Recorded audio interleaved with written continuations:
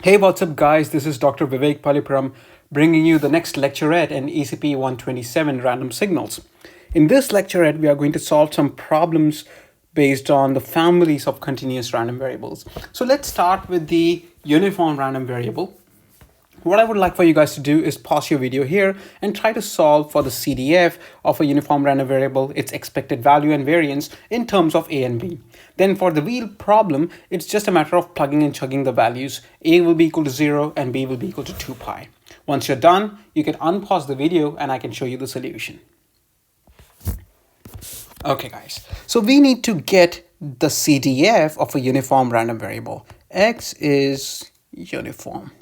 And the PDF of x, because it's uniform random variable, is small f of x, which is equal to 1 over b minus a for x between a to b, and it is 0 otherwise. That's the pre-PDF.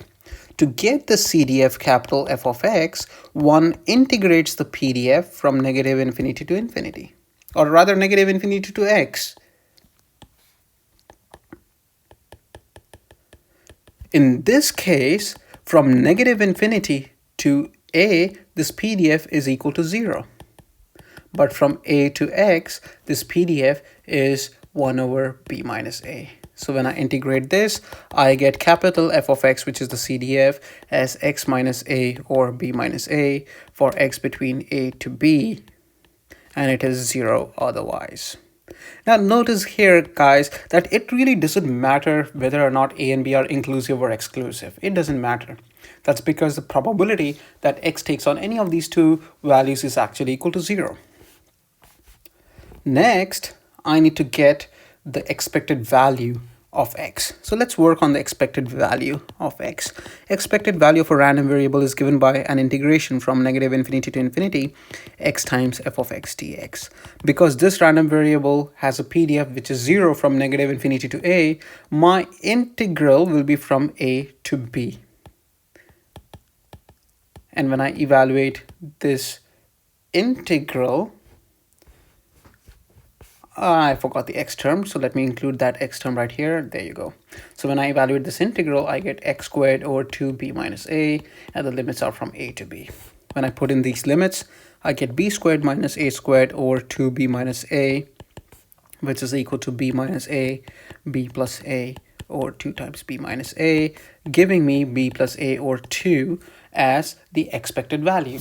So spin the pointer problem. If a and b are 0 and 2 pi respectively, then the most likely place, or rather we can expect the pointer to stop halfway, which is at the angle pi. So that is the expected value of x. Now let's solve for the variance of x. So variance of x is given by the second moment, expected value of x squared minus expected value of x whole squared. We already got the expected value of x as b plus a or 2. So let's get the expected value of x squared, which is the second moment. Second moment is integration from negative infinity to infinity x squared times f of x dx. And when I plug in my f of x here, it will be an integration from a to b, because only in this interval my PDF is non-zero, x squared over b minus a dx. And when I solve for this integral, I get x cubed over 3 times b minus a. The limits are from a to b. So I get b cubed minus a cubed over 3b minus a. Using linear algebra, one can prove that b cubed minus a cubed is in fact b minus a times a squared plus b squared plus ab. The b minus a cancel out, giving you the second moment as a squared plus b squared plus ab over 3. So variance of x is a squared plus b squared plus ab, which is your second moment over 3, minus b plus a over 2 whole squared, which is here first moment squared. And when I solve for this, I get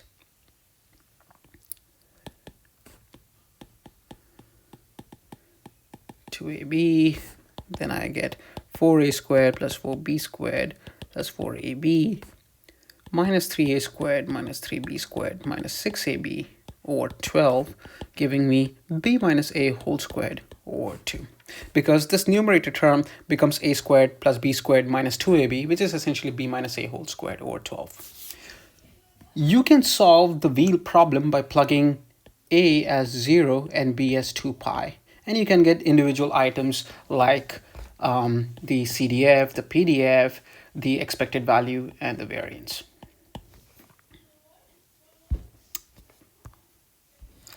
So moving on, let's move on to problem number 2. And this problem pertains to an exponential random variable. So first I need to get the CDF, and then I need to get the third moment. So let's get the CDF first. Let's work on the CDF first. Well, the PDF is f of x, which is lambda times e to the negative lambda x. For x greater than or equal to 0, it is 0 otherwise. To get the CDF, capital F of x, one integrates the PDF from negative infinity to x. So in this case, from negative infinity to 0, this PDF is 0. And it is non-zero only for 0 to x. Well, it is actually non-zero for 0 to infinity. But from 0 to x will be the limit for our integration. So 0 to x, lambda times e to the negative lambda x dx. Using Calc 1 principles, I can find that this integral is negative e to the negative lambda x. The limits are from 0 to x. When I plug in an x, I get e to the negative e to the negative lambda x. When I plug in a 0, I get a negative 1. Negative and negative become positive 1. And my CDF now is f of x, which is 1 minus e to the negative lambda x. For x greater than or equal to 0, it is 0 otherwise. So that is the CDF of an exponential random variable. Now let's focus on its third moment. And when we evaluate the third moment for the exponential random variable, we need to use an integration technique called as the integration by parts. Now let's talk about integration by parts first.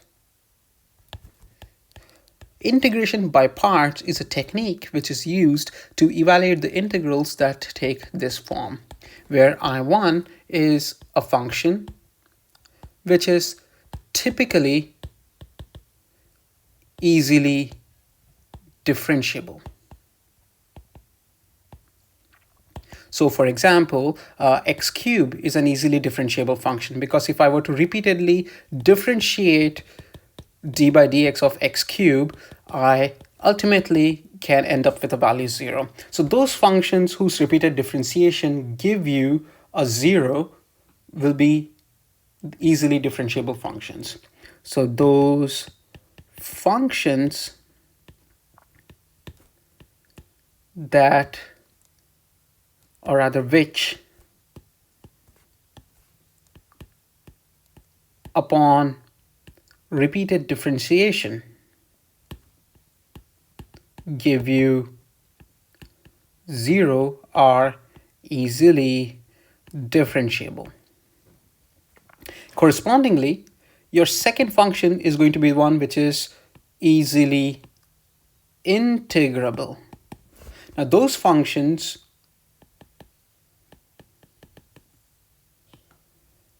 which upon repeated integration do not grow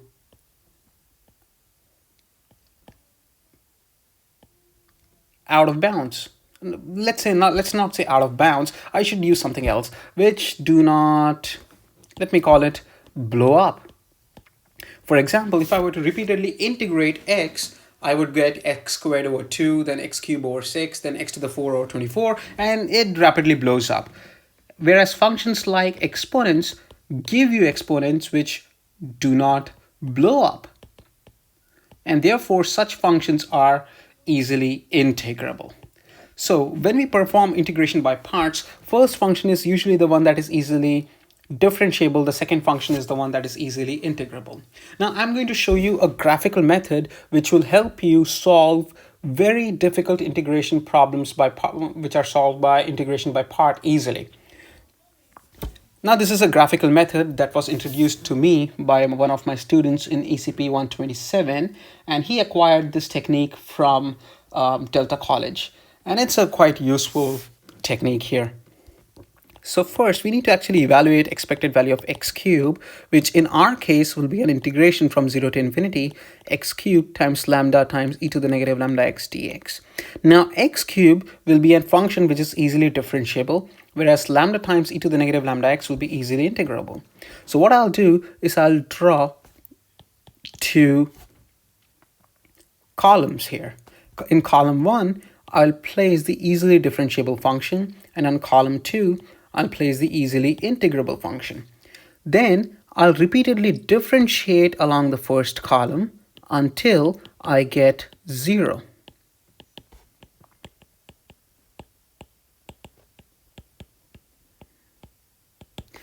And then along the second column, I'll repeatedly integrate until I match the 0 of the first column. So upon repeated integration, I get something like this.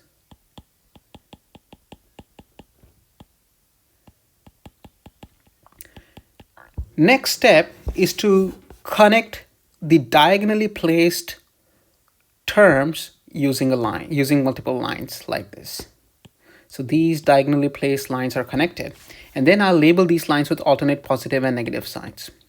The reason why I'm connecting these terms with these lines is because they will be multiplied together. Upon their multiplication, I'll then multiply with either a positive 1 or a negative 1, whichever sign is appearing on these lines. And once I do that, I'll accumulate all the results together, and then I will have my final answer. So let me put this in action. So x cubed is multiplied by negative e to the negative lambda x, then it's multiplied by positive 1. Next, 3x squared is multiplied by e to the negative lambda x over lambda, then it's multiplied by negative 1. I'll accumulate the result, or I'll start accumulating the result, and I can do the rest. So 6x multiplied by this term right here, and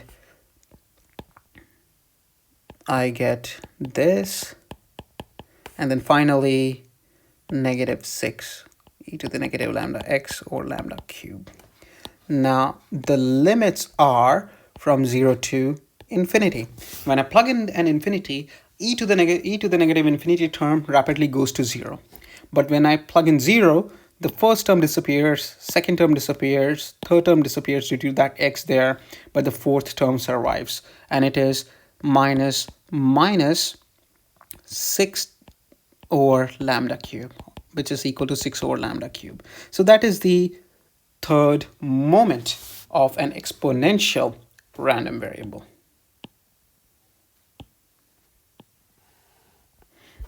In fact, you can prove that the expected value of the variable x to the n, or the nth central moment, is in fact n factorial or lambda to the n, and this can be proved by induction. I'll let you guys dabble with it for a little while. You can prove this by induction, that expected value of x to the n is in fact n factorial over lambda to the n. Okay. So this is integration by parts using a graphical method.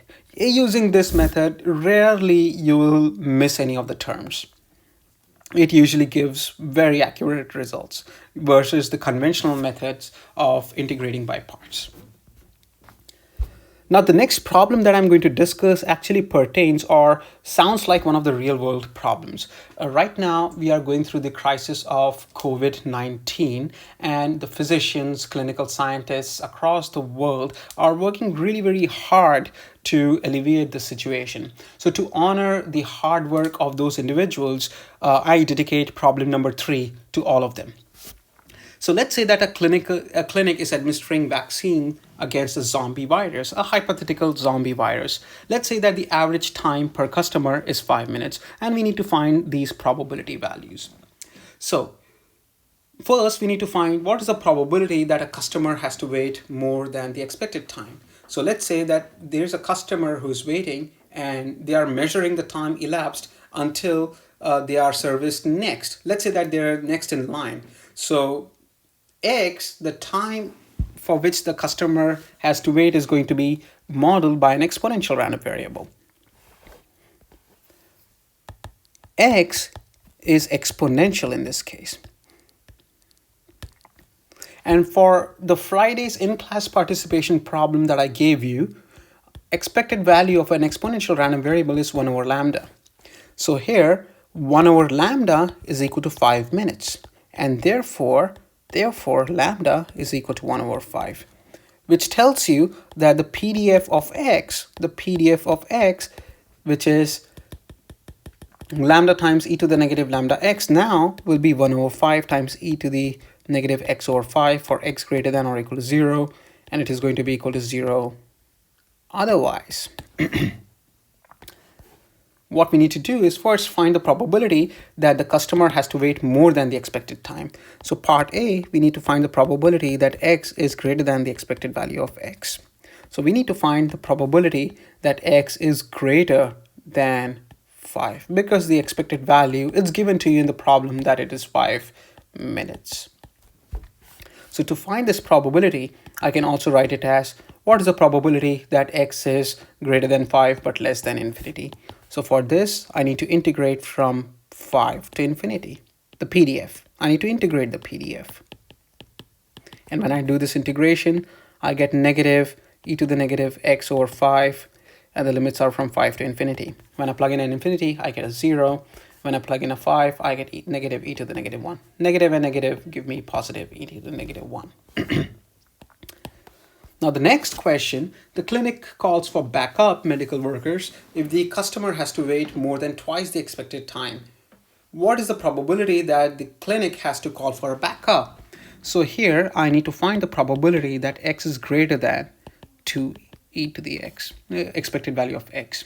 So I need to find the probability that x is greater than 10, which essentially is to find the probability that x is greater than 10 but less than infinity.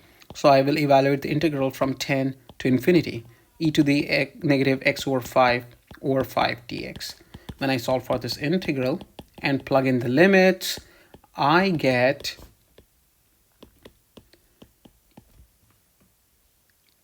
e to the negative 2, which is the probability of part B.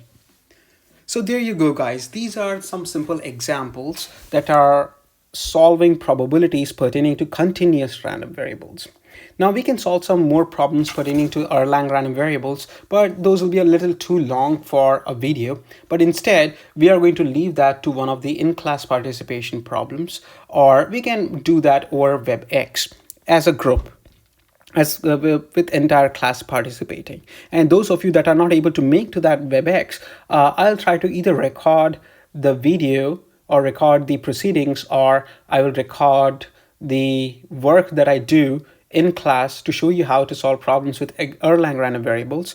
I can do that and post it on Canvas. So I think it's a good time to stop this lecture right here. Adios, guys.